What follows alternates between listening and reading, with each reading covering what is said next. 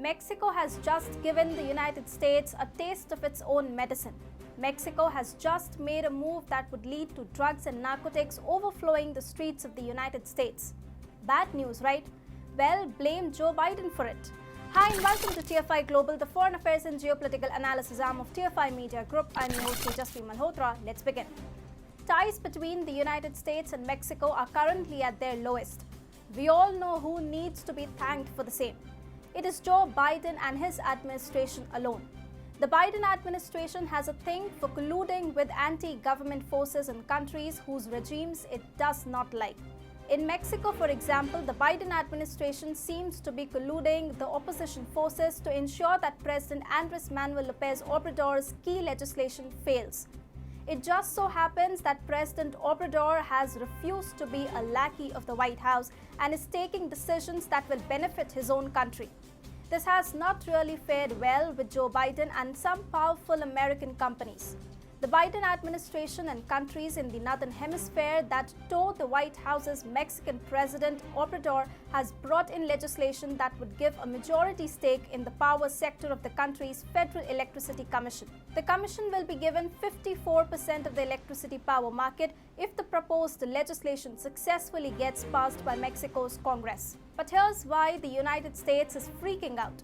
You see, President Obrador's predecessor 2013 reformed the country's electricity sector and made it a monopoly where private companies from other countries, mostly the US, ruled the roost. Obrador is looking to break this monopoly. However, this threatens the business interest of many in the United States and other countries. So the Biden administration seems to be lobbying with Mexican opposition forces to ensure that the legislation fails. It is for this reason that Obrador's legislation is standing on shaky legs. There is no certainty as to whether the new power reforms will see the light of the day. On Tuesday, Reuters reported Mexico had disbanded the group that for a quarter of a century worked hand in hand with the US Drug Enforcement Administration to tackle organized crime. President Andrés Manuel López Obrador said the unit was shut down over a year ago. He said that group, which was supposedly a high-level strategic group, was infiltrated by criminals. Obrador also said he had put in order Mexico's relations with the United States, which he argued had eroded Mexico's sovereignty in the past.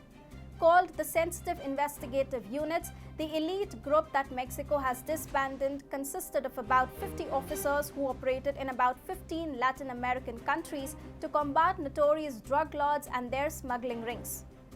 The DEA had been training Mexican special anti-narcotic officers since the mid-1990s.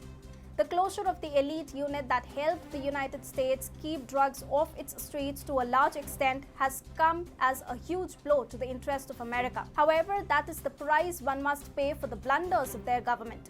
The Biden administration thought it could meddle in the affairs of Mexico without ever having to face the consequences of its actions. President Obrador, however, has signaled his intent to punish Washington. The closure of the SIU unit will greatly inhibit the United States' ability to prevent drugs from entering its territory in the first place. Essentially, Obrador has just declared a narcos war against Joe Biden.